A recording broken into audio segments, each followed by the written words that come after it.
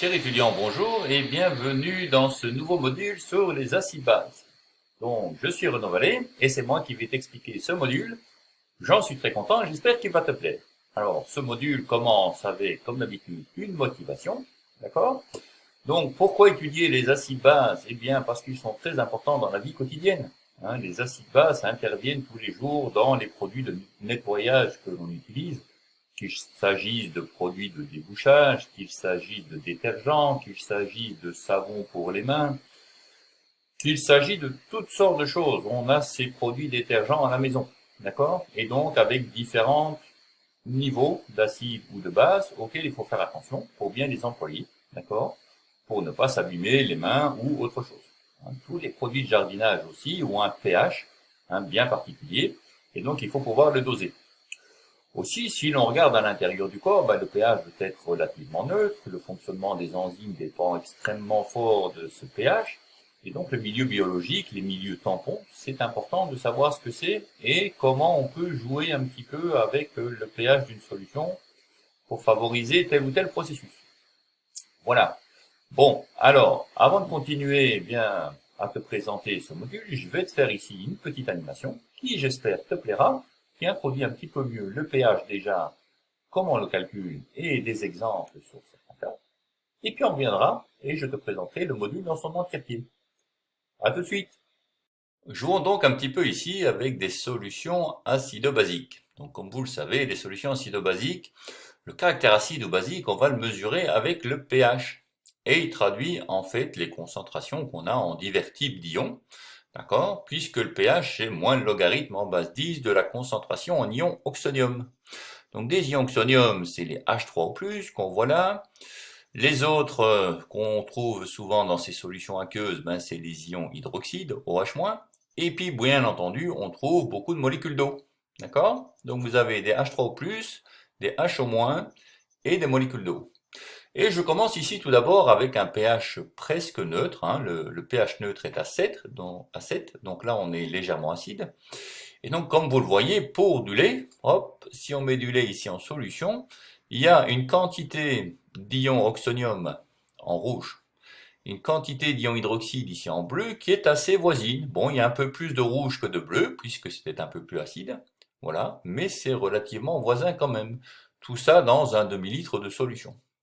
Alors après, on peut bien sûr bouger tout ça. On peut se dire, tiens, regardons ce qui se passe avec un produit beaucoup plus basique. Donc voici un produit de débouchage, par exemple.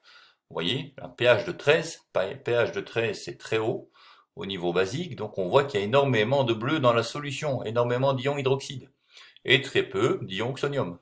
Voilà. Donc vous voyez sur l'échelle logarithmique ici que la concentration en H3O+, elle est faible. La concentration par contre en ion hydroxyde, elle est forte, et il y a évidemment beaucoup de molécules d'eau autour. Alors une solution beaucoup plus acide, qu'est-ce qu'on a comme solution acide? On va avoir ici de l'acide comme on met dans les batteries, avec un pH de 1, et bien là on voit une inversion complète du système. Donc dans ceci, il y a énormément d'ions oxonium, très peu d'ions hydroxyde, et toujours beaucoup de molécules d'eau autour. Donc sur l'échelle logarithmique, ion hydroxyde, on est vraiment en bas. Ion oxonium, on est très fort, et beaucoup d'eau. Voilà. Après, on peut se balader, ici, avec du savon pour les mains. Du savon pour les mains, comme vous le voyez, c'est très basique aussi. Donc beaucoup d'hydroxyde. Qu'a-t-on encore? Le sang. Le sang, c'est à peu près neutre. En fait, c'est un pH de 7,40. 7,40 veut dire que c'est légèrement basique quand même, donc on va voir plus d'ion hydroxyde que d'ion oxonium. Bon, les ions oxonium, on les voit pas, étant donné la couleur du sang déjà. Ok? Mais vous voyez ici sur l'échelle que c'est à peu près égalité. Qu'a-t-on encore? Spit. Vous savez ce que c'est le spit? Spit, c'est un crachat. Bon, un crachat, c'est légèrement basique apparemment. Il y aura un tout petit peu plus d'ion hydroxyde que d'ion oxonium là-dedans. Bon, passons au suivant, parce que le lait, on l'a déjà fait. Une soupe de poulet, qu'est-ce que ça donne? Une soupe de poulet, c'est un peu acide. Donc il y a pas mal d'ion oxonium. Après, que peut-on considérer? Du café. Du café, c'est plus acide encore. Donc il y a encore plus d'ion oxonium, et c'est pour ça qu'on dit toujours c'est pas si bon que ça de boire trop de café. Outre l'énervement que cela peut vous procurer, c'est quand même acide. Donc on voit que ici, Le niveau d'acidité est bien supérieur au niveau de basicité. Après, un jus d'orange. Un jus d'orange, c'est pas rien non plus au niveau acidité, c'est 3,5, d'accord? Donc très haut niveau d'acidité ici sur l'échelle logarithmique. Rappelez-vous, ce pH, je vous l'ai déjà dit tout au début, c'est moins le logarithme en base 10 de la concentration, d'accord? Donc on le lit directement ici. Hein, 3,2 10 moins 4. Si je prends ici le logarithme de ça, je vais trouver quelque chose qui se trouve entre 3 et 4, donc bien 3,50. Ensuite, hop, une solution de soda, 2,50, bien acide, beaucoup d'ions oxonium. Qu'a-t-on encore? Oula, du vomi. C'est pas ce qu'il y a de mieux. Le vomi, c'est très acide, hein. Effectivement, ça vient de votre produit de digestion. Donc c'est assez acide, plein d'oxonium, d'accord? On voit sur l'échelle logarithmique ici. Et bien voilà, donc c'était une toute petite semi-animation un peu pour vous montrer les différentes espèces de pH, sachant, hein, revenons-y, que dans les milieux biologiques, on se trouve quand même relativement neutre. Et donc tout l'intérêt d'étudier les solutions tampons. Voilà. Bon, eh bien écoutez, je vais passer maintenant dans cette motivation à la partie présentation du module lui-même. Voici donc maintenant le plan du chapitre, donc les acides-bases. Comme d'habitude, 4 parties. D'abord, on va faire les rappels. Ensuite, après ces rappels, pour s'assurer que tout est bien appris, compris, on va faire un quiz. Et si tout s'est bien passé avec le quiz, c'est-à-dire si vous avez eu la note de 3 sur 5 à ce quiz, on pourra passer aux méthodes, où je vous explique comment résoudre les exercices, tous mes conseils, etc. Mais c'est déjà vous qui travaillez. Mais je donne des conseils et je donne des réponses, bien sûr. Et enfin, les exercices, où là, je ne donne plus de conseils, c'est à vous de le faire. Et puis, les corrections seront pour la plupart données. Voilà. Parfois entièrement, parfois rien que des solutions. Alors, dans les rappels, qu'allons-nous donc faire? Tout d'abord, nous allons voir les généralités. Donc, dans les généralités, définition, qu'est-ce qu'un acide, qu'est-ce qu'une base? Ensuite, les réactions acido-basiques en elles-mêmes. De quoi s'agit-il?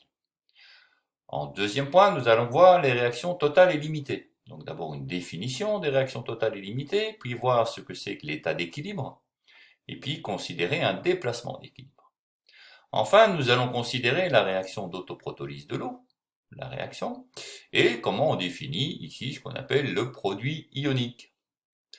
Voilà. Enfin, nous allons passer aux acides et bases forts, où nous allons les définir, où nous allons étudier le pH d'un acide fort et d'une base forte, comment les calcule-t-on? Et enfin, considérer une réaction entre un acide fort et une base forte. Après ça, on va passer à ce qui est faible, donc acide et base faible, donner les définitions, voir ce qu'est la constante d'acidité Ka, d'accord? Donner le diagramme de prédominance des acides bases et des acides et bases faibles, et enfin quelques exemples.